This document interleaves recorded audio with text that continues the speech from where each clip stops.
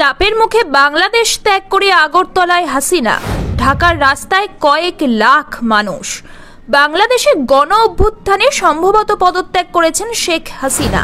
সংবাদ সংস্থা এএফপির রিপোর্টে হাসিনার এক সহযোগীকে উদ্ধৃত করে দাবি করা হয়েছে আজই হয়তো হাসিনা পদত্যাগ করবেন। এদিকে এই জল্পনার মধ্যে সোশ্যাল মিডিয়ায় সেনার প্রতি বার্তা দিয়েছেন হাসিনা পুত্র। এদিকে হাসিনা বাংলাদেশ ত্যাগ করেছেন বলে দাবি করা হয়েছে বিবিসি রিপোর্টে। দাবি করা হচ্ছে হাসিনা হেলিকপ্টারে করে আগরতলার উদ্দেশ্যে রওনা দেন। হাসিনার সাথে ছিলেন তার বোন শেখ রেহানা সহ পরিবারের সদস্যরা।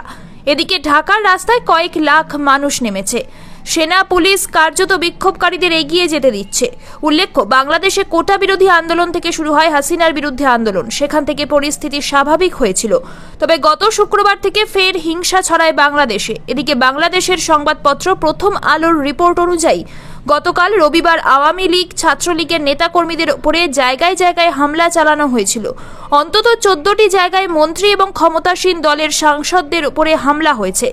দেশ জুড়ে আওয়ামী লীগের অন্তত 20টি কার্যালয়ে ভাঙচুর করা হয়েছে এবং অগ্নিসংযোগ করা হয়েছে। সব মিলিয়ে বাংলাদেশের 39টি জেলায় শাসক দল আওয়ামী লীগ আক্রান্ত হয়েছে বিক্ষোভকারীদের হামলায়।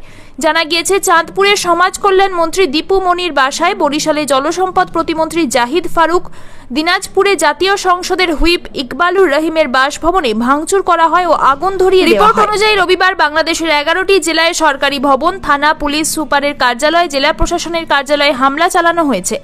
বাংলাদেশ জুড়ে অন্তত 14 জন পুলিশ কর্মীকে পিটিয়ে খুন করেছে বিক্ষোভকারীরা। এর মধ্যে সিরাজগঞ্জেই 13 জন পুলিশ কর্মীকে হত্যা করা হয়েছে। একজন পুলিশ কর্মীকে হত্যা করা হয় কুমিল্লায়।